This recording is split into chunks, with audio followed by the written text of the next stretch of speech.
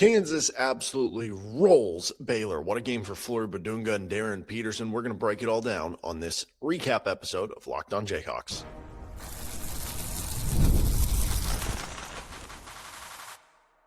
You are Locked On Jayhawks, your daily podcast on the Kansas Jayhawks. Part of the Locked On Podcast Network, your team every day.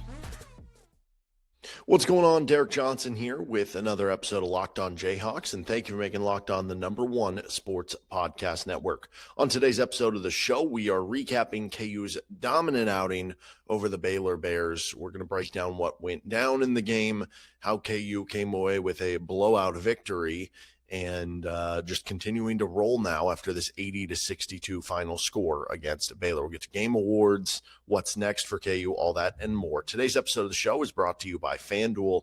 The College Football Playoff Championship is here. FanDuel is the best place to get in on the action during the playoffs, so visit FanDuel.com to get your College Football Playoff profit boost every game day.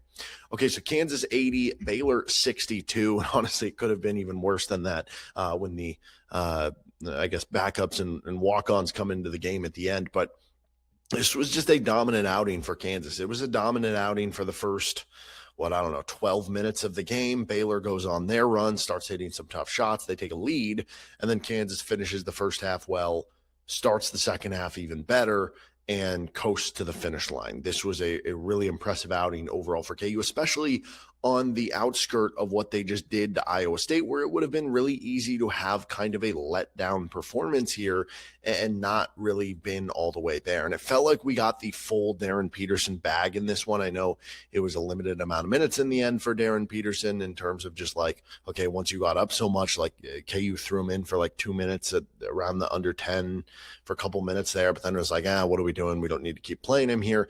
But when we saw him in the game, I mean, he just could not be stopped. 26 points. Flory Bidunga dominated Baylor in what now feels like KU just kind of turned a page from the players only meeting in terms of like, okay, this was KU's best full week of the year. I guess you could argue the players era tournament, but the question was with the players only meeting, was that going to lead to a one game renewed spirit against Iowa State? Or was it going to be a turning point in the season? And the more games you stack together doing this, the more it becomes the turning point in the season as opposed to just a jolt of energy. And now you've done it over 2 games in a week, and that is really impressive, especially considering both of them are blowouts, including the blowout of one of the better teams in the country in Iowa State. But it's, even in this one, I know you look back and it feels like so long ago now that Baylor led the game 37-36, which means Kansas finishes the game on a 44-25 run. That's pretty good.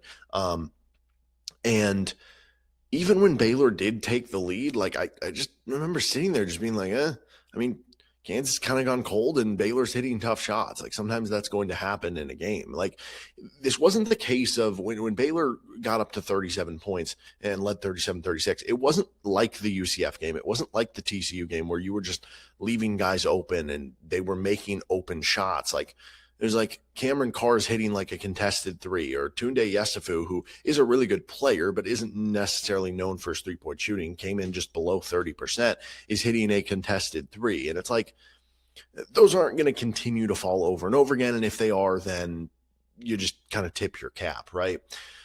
And it's funny because even with Baylor doing that, even with Baylor having that hot stretch, even with KU not having like that great of a game from 3, KU was 5 of 17 from 3. That's 29%.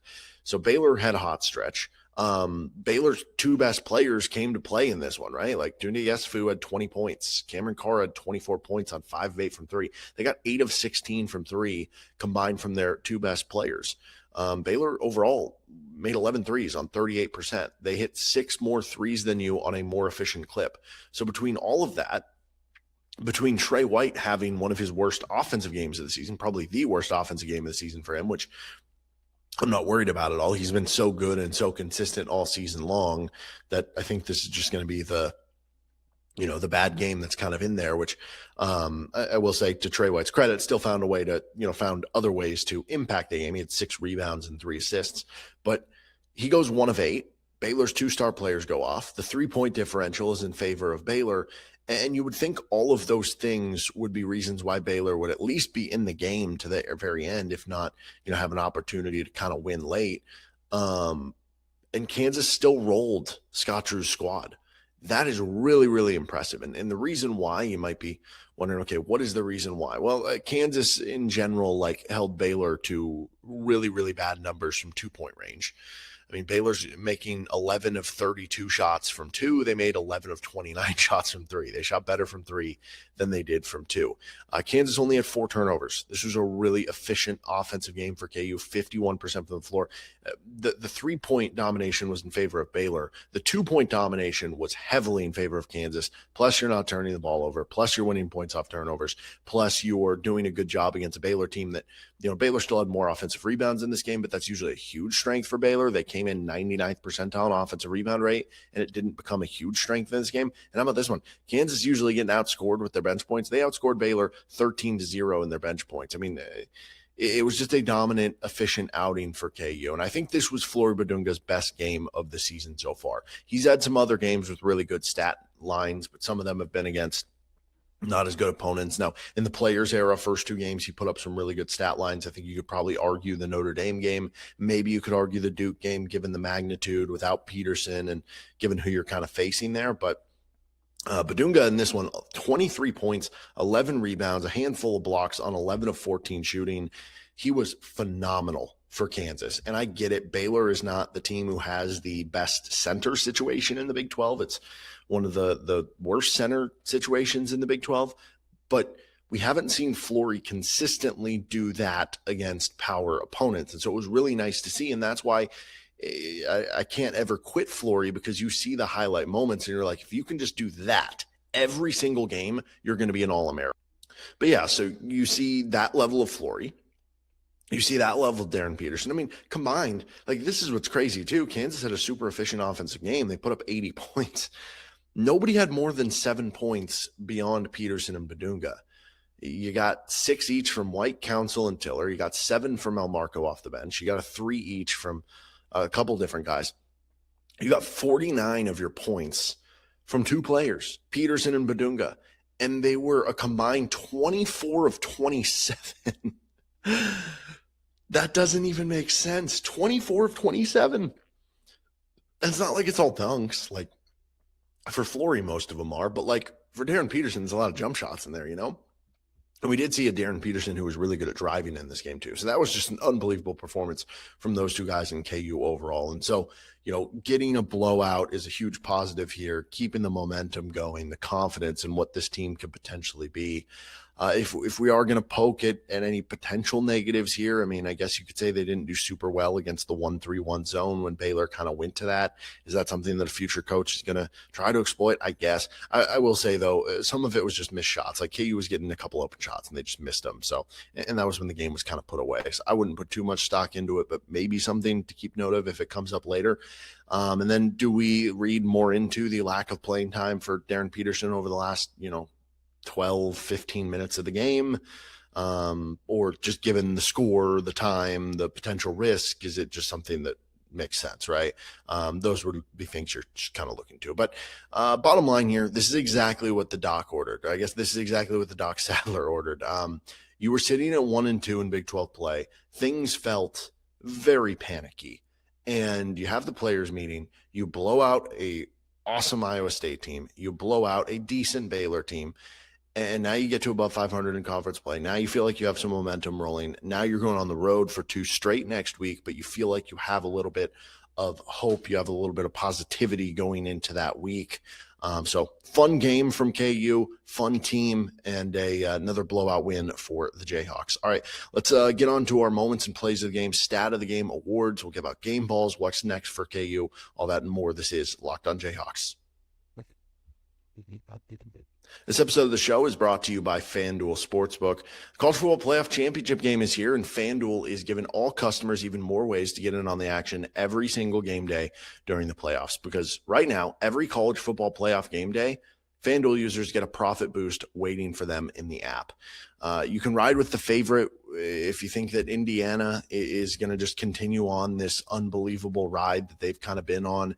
You can pick a player prop. You think Fernando Mendoza is going to go off with passing yards against what was growing up his favorite team in Miami. You think Carson Beck's going to throw an interception. You can bet on all these over at FanDuel, and then you apply the profit boost, go after even bigger winnings. And when you win, FanDuel pays out instantly, which is perfect for playoff football. So FanDuel is the best place to get in on the action all playoff long. Visit FanDuel.com to get your college football playoff profit boost every game day during the Natty.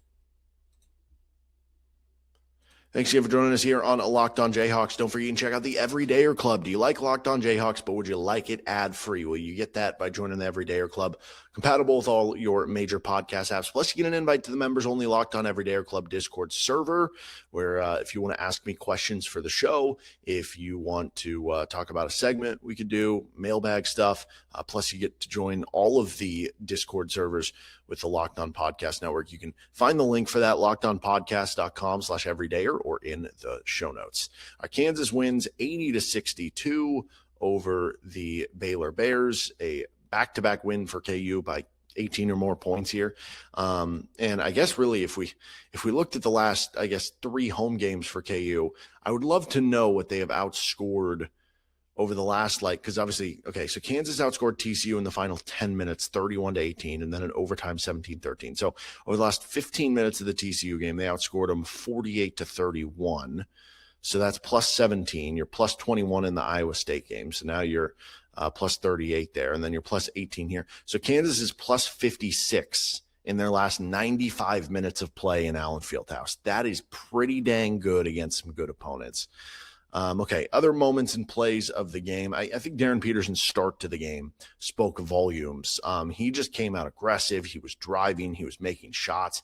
It looked like there was a moment there where he was going to go for 40. And then I would say the Bryson Tiller to Flory Bidunga alley-oop, anytime you get a big-to-big or a guard-to-guard, those are always fun. The 7-0 run to finish the first half, that is probably our most important moment of the game because Baylor takes the lead at 37-36. You could have panicked, but you hit the 3 from Jaden Dawson. That was nice to see him come into an important moment and be able to clutch up and hit a 3, which is what you're expecting of. So we'll see if that leads to maybe a little bit extended playing time, and then if he can play well there and continue to do that, because again, I do think there's a spot in the rotation for one of Dawson or Rosario, if they can be hitting 3s for this team, to come in and give this team at least 10, 12, 15 minutes a game.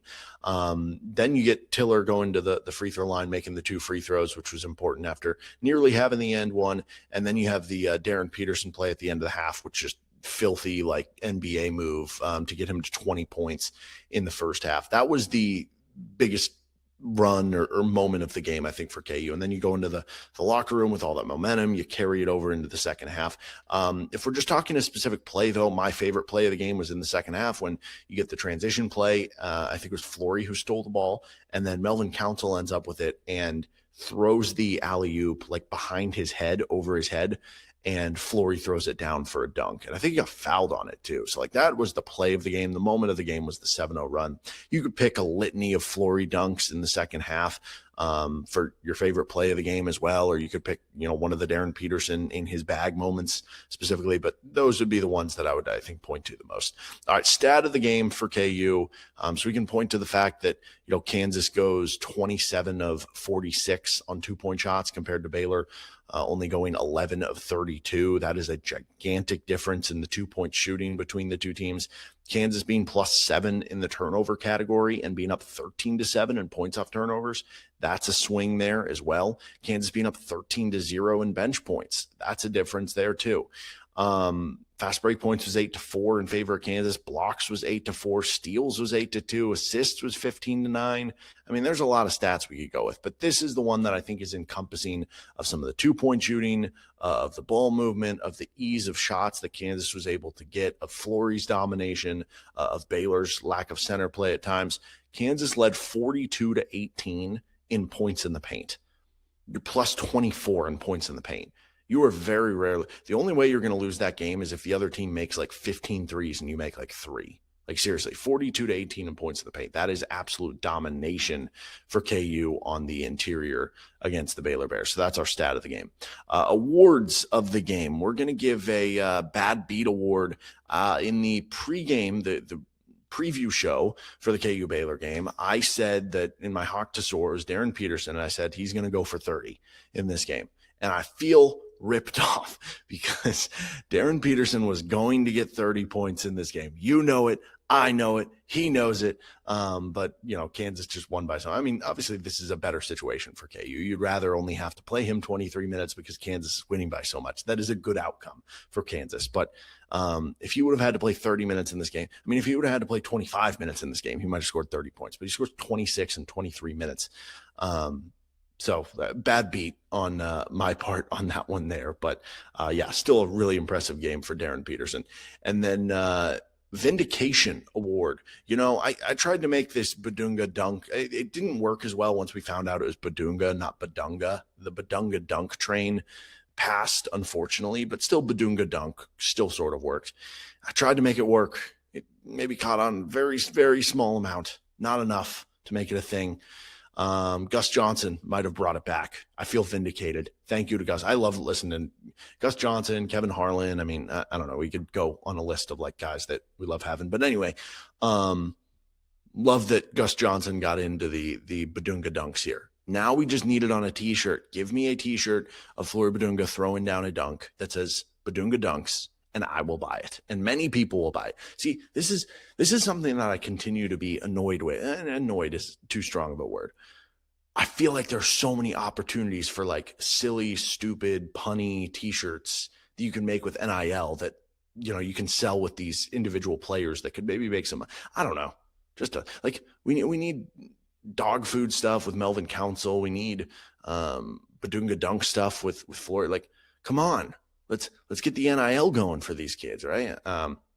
So anyway, that would be our game awards for this one. All right, let's continue on with some more awards. We're going to go some game balls next, offense, defense, and what is next for the Kansas Jayhawks. This is Locked On Jayhawks. Thanks again for joining us here. Don't forget you can check out the Everydayer Club for the ad-free version of Locked On Jayhawks and join our Everydayer Discord server. By the way, I don't know if you saw, but Dylan Edwards was in attendance to the game, the former K-State running back. We're going to have an episode coming tomorrow where we talk to Christian Ralph, Locked On Kansas State, about some of the rumors with Dylan Edwards. We're going to talk about Jordan Peterson at K-State and a little KU K-State basketball as well. So make sure to check out that episode tomorrow on Locked On Jayhawks. All right, Kansas comes out with an 80-62 victory here. Let's give out our offensive game ball first. So, it has to be one of two guys. Kansas had two guys score more than 7 points, and they had 23 and 26. Flory had 23. He was 11 of 14. Peterson had 26 on 11 of 13, which is insane to have even better efficiency for the guy who's taking jump shots. Flory had 2 offensive rebounds. Peterson had none, so that would be an edge there. Peterson, though, 3 assists to 0 turnovers. Flory, 1 assist to 1 turnover. It's got to be Darryn Peterson. Right, 26 points in 23 minutes is insanity.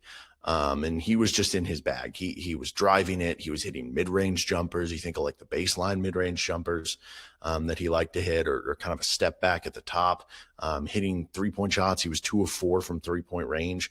He even had one where I think it was a step back 3 straight on where he got a bunch of separation. It just didn't go in, but it was that looked like a really good one too. The end of the half shot for him too, he was just doing whatever he wanted offensively. And Flory had a great offensive game. Most nights, Flory is getting our offensive game ball here, but ran into a buzzsaw that is Darryn Peterson. So Peterson gets the offensive game ball for KU in this one. As far as the defensive game ball for KU, so you get 2 steals from Trey White. You get 3 blocks from Bryson Tiller. That was actually very noticeable in this one. Darryn Peterson gets a steal. I thought he looked good on defense too. Flory had 5 blocks and 2 steals. That's going to be tough to beat. Steal for Jaden Dawson in 6 minutes to go with the 3. 2 steals for Elmarco Jackson, who continues to do a good job of, if Elmarco can keep ramping up these steals, which he's done over this past 3-4 games, that is gigantic for a team that needs more of those steals, right? Then you look over to Baylor and, it was really just 2 guys going off with Yesufu and Carr, but I think this one has to be Flory Bidunga. 5 blocks is a lot. 2 steals is tied for the team lead as well. He had a team high plus 28 for the game, so that was really impressive. And then the overall game ball here, I guess I'll go Flory. I thought about making that Peterson. So we have Peterson offensive game ball. We have Flory defensive game ball. We'll go Flory for the overall because Flory would have been the runner-up for offensive game ball too. And Flory gets the overall game ball, the combination of everything. 23 points, 11 rebounds, 5 blocks, 2 steals, 1 assist. He only fouled once. Did a good job staying out of foul trouble. He was at team high, like I said, plus 28. Baylor centers didn't really do anything on offense. This was just complete domination and outclassing by Flory Bidunga. And even in the minutes that I know James Najee has not been like playing as much or playing as well as people might have thought for a dude who's drafted 31st in the NBA draft like 3 years ago. You would have thought that dude was going to come in and, even if, I don't know, you would have figured he was going to come in and at least like get a bunch of rebounds and block shots or something. He's got like 7'7" wingspan, but Najee had 0 points. Caden Powell only had 4 points. They collectively had 7 rebounds. So Flory dominated that matchup on the inside for KU. Okay, what is next for the Kansas Jayhawks? Well, they're going to be on the road for 2 straight, which is a little scary because KU obviously has lost their last 2 road games and in general has struggled on the road overall over the last 3 seasons. Now, is it unfair they are 1-3 on the road this year, so maybe it's not unfair, but is it at least maybe a little unfair that we're lumping in this team with the previous 2 years teams' road troubles? Probably a little bit, but again, they are 1-3. So until they start grabbing some of those wins, to change that narrative, it is just going to kind of be a conversation. But this is your opportunity to do it because it's at Colorado, who's outside the top 70 on KenPom. It's at Kansas State, who's outside the top 80 on KenPom. And so it's like if you lose both these games or you lose one of the 2, it's just more of the same of, hey, you're struggling to win on the road. Because it's not like you can excuse if they lose at Iowa State on February 14th, right, later this season. It's like you're playing a really good team on the road. But it's hard to say, hey, the loss was more about who they played than it is being in a road venue if you lose to a couple of teams who are at the bottom of the Big 12, right? So Colorado on Tuesday on the road, and then Kansas State the following. They've lost, 3 straight in Manhattan? So opportunity to really build that momentum here. And then that's going to be super important to try to, build up that nest egg a little bit because after that road trip, right, versus BYU, at Texas Tech, versus Utah, versus Arizona, at Iowa State, and then the home stretch after that. So it does not get very easy from here for Kansas. And this upcoming road stretch is going to be very telling about maybe how the rest of this season is going to go for KU. We've now seen them be able to, bounce back and blow out some, varying range of opponents, very good in Iowa State and at least decent in Baylor. But now what can you do in terms of being a consistent team, being a team who can try to win on the road and build up wins? Are you going to be a flash in the pan team where, when you're hot, you're really good? Or are you going to be a consistently good team? I think that's what we're going to kind of find out this next week. All right, that'll do it for this episode of Locked On Jayhawks. You can find our show anywhere you get your podcast, including on our YouTube page where you can like and subscribe to the show. We'll see you next time for another edition of LOJ.